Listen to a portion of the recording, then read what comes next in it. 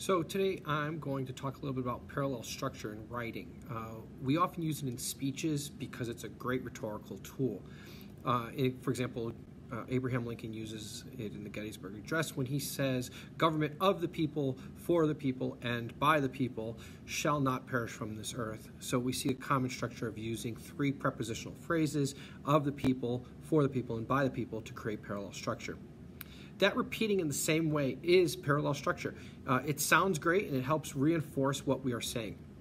It's very useful in writing because it creates a structure that a reader can follow and helps make your paper sound better. According to Purdue OWL, parallel structure means using the same pattern of words to show that two or more ideas have the same level of importance. This can happen at the word, phrase, or clause level.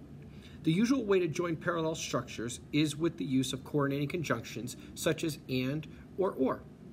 According to yourdictionary.com, parallel structure means using the same pattern of words to show that two or more words or ideas are of equal importance and to help the reader comprehend what is being written.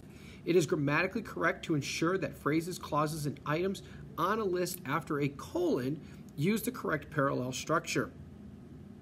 According to Grammar Bites, when you include a list of actions or items, you must use equal grammatical units. If the first item is a noun, then the following items must also be nouns. If the first action is a simple past tense verb, then everyone else has to be a simple past tense verb. We want to keep that structure the same. Finally, according to literarydevices.com, parallel structure is a stylistic device and a grammatical construction having two or more clauses, phrases, or words with similar grammatical form and length. It is similar to parallelism. In parallel structure, sentences have a series of phrases or clauses which start and end in almost a similar fashion by keeping the rhythm of the lines. These structures are repetitions that offer an enjoyable time for the readers to absorb and understand ideas, facts, and concepts. Parallel structure creates fluency in writing and enhances readability as it uses a pattern of words in a way that readers can easily follow and relate them to each other. It makes language appear more refined, especially in writing and advertising. It also lends consistency to professional writing as it provides rhythm and balance that leads the readers to the exact idea without any misguidance. In addition, parallel structures synchronize, repeat, and emphasize the words and thoughts of the writer. For example, which of these two sounds better? Mary likes hiking, swimming, and to ride a bicycle. Or does it sound better to say, Mary likes hiking, swimming, and riding a bicycle? You can see how the second one has more of a balanced structure. We use that ing form each time. Here's another one. The coach told the players that they should get a lot of sleep, that they should not eat too much, and to do some warm-up exercises before the game. Or it would be better to say that they should get a lot of sleep, that they should not eat too much, and that they should do some warm-up exercises before the game. Notice that common structure of that they should before each one. Okay?